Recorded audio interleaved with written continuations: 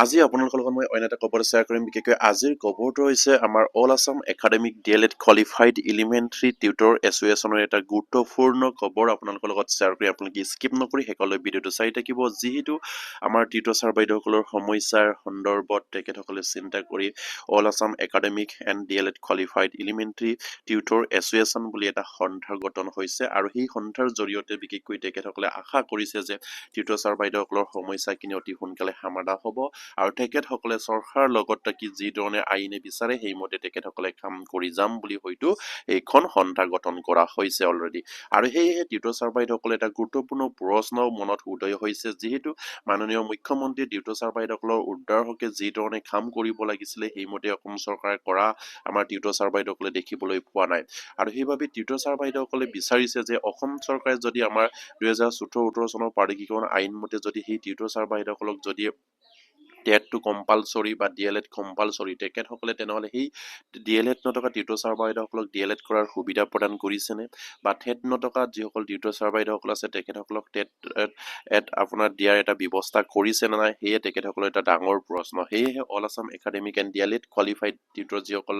Tutor sir বাইদেউসকল আছে, যিসকল একাডেমিক কোৱালিফিকেশ্যন তেখেতসকলৰ আছে আৰু DLED আছে, তেখেতসকলে অসম চৰকাৰলৈ এটা ডাঙৰ প্ৰশ্ন কৰিছে যে যিহেতু মাননীয় মুখ্যমন্ত্ৰীয়ে অলৰেডি শ্ৰীভূমিত তেখেতসকলে ঘোষণা কৰিছিলে যে টিউটৰ ছাৰ বাইদেউসকলৰ কাৰণে বিশেষ টেট ফাটিবৰ কাৰণে অসম চৰকাৰে যোজা চলাইছে বা চিন্তা চৰ্চা কৰিছে আৰু ইয়াৰ নটিফিকেশ্যন কেতিয়া ওলাব, সেয়েহে আমাৰ এই একাডেমিক এই কোৱালিফাইড এণ্ড DLED যিসকল টিউটৰ ছাৰ বাইদেউসকল আছে তেখেতসকলে মাননীয় মুখ্যমন্ত্ৰীলৈ সেইখিনি প্ৰশ্ন কৰিছে যে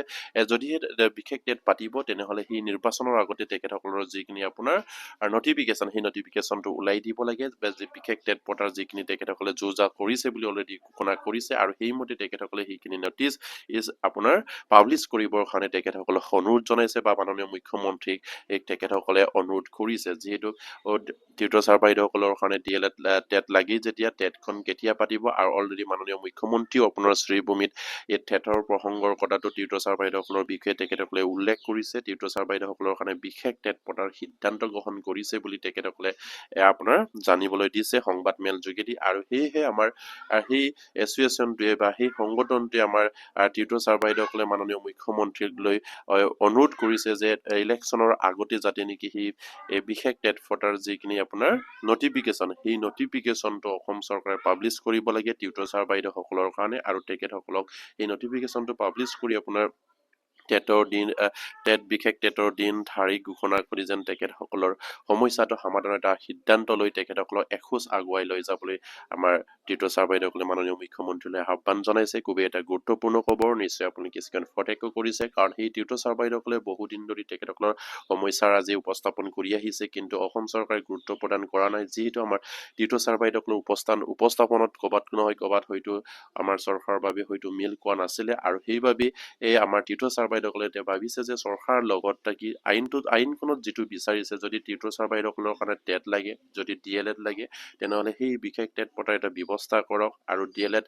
নথকাবিলাক DLED লোৱাৰ এটা সুবিধা প্ৰদান কৰি টেট দিয়াৰ ব্যৱস্থা কৰে যেন সেয়ে মাননীয় মুখ্যমন্ত্ৰীলৈ তেখেতসকলে অনুৰোধ জনাইছে। আৰু সেইবাবে যেন মাননীয় মুখ্যমন্ত্ৰীও হয়তো শ্ৰীভূমিত তেখেতসকলে সংবাদ মেলৰ আগত কৈছিলে যে টিউটৰ ছাৰ বাইদেউসকলৰ কাৰণে বিশেষ টেট পাতিবৰ কাৰণে অলৰেডি অসম চৰকাৰে যোজা কৰিছে বা চিন্তা চৰ্চা কৰিছে, আৰু সেইমতে যদি কৰিছে তেনেহ'লে মাননীয় মুখ্যমন্ত্ৰীলৈ আমাৰ academic qualified and DLED qualified tutor এছ'চিয়েশ্যনৰ ফালৰ পৰা অনুৰোধ জনাইছে যে অতি সোনকালে আমাৰ সেই যিখিনি নথিচ অসম চৰকাৰৰ যিখিনি বিশেষ টেট ফটাৰ এটা নথিচ অতি সোনকালে সেই ইলেকশ্যনৰ আগতেই পাব্লিছ কৰি দিব লাগে, আৰু সেই টিউটৰ ছাৰ বাইদেউসকলক এপ্লাই কৰা এটা সুবিধা প্ৰদান কৰি তেখেতসকলৰ এক্সামটো পাতি দিয়া এটা ব্যৱস্থা কৰিব লাগে বুলি অলৰেডি আমাৰ এছ'চিয়েশ্যনটোৱে দাবী উত্থাপন কৰিছে বা মাননীয় মুখ্যমন্ত্ৰীক অনুৰোধ জনাইছে। তেখেতে কোৱা মতেই তেখেতসকলৰ কামখিনি কৰিবৰ কাৰণে আহ্বান জনাইছে, আৰু সেয়ে প্ৰতিগৰাকী টিউটৰ ছাৰ বাইদেউসকলক মই অনুৰোধ কৰিম আপোনালোকে যিমান পাৰে ভিডিঅ'বিলাক শ্বেয়াৰ কৰি দিব। অসমৰ মাননীয় মুখ্যমন্ত্ৰী আৰু শিক্ষামন্ত্ৰী আৰু শিক্ষা বিভাগৰ উচ্চ পদস্থ বিষয়াসকলে গম পায়, আৰু তেখেতসকলে যেন অতি সোনকালে ইলেকশ্যনৰ আগতে হয়তো ফেব্ৰুৱাৰী মাহৰ ভিতৰতে তেখেতসকলে যেন সেই বিশেষ টেট পাতিবৰ কাৰণে টিউটৰ ছাৰ বাইদেউসকলৰ কাৰণে এটা নটিচ পাব্লিছ কৰে আৰু টিউটৰ ছাৰ বাইদেউসকলক যেন উদ্ধাৰ কৰে, সেয়ে কামনা কৰিছোঁ। আৰু আপোনালোকে সেইখিনি শ্বেয়াৰ কৰিব, আৰু এতিয়ালৈকে যদি আমাৰ চেনেলটো ছাবস্ক্ৰাইব কৰা নাই, চেনেলটো ছাবস্ক্ৰাইব কৰিব, কৰিব আৰু মাননীয় মুখ্যমন্ত্ৰী শিক্ষামন্ত্ৰী আৰু উচ্চপদস্থ বিষয়াসকলকো আমাৰ ফালৰ পৰা অনুৰোধ জনাইছো কাৰণ সেই টিউটৰ ছাৰ বাইদেউসকল বছৰ ভুক্তভোগী হৈ আছে তেখেতসকলক উদ্ধাৰৰ হকে আপোনালোকে যদি বিশেষ তৎপৰতা এটা ব্যৱস্থা যদি কৰিছে তেনেহলে অতি সোনকালে তেখেতসকলৰ কাৰণে নটিচ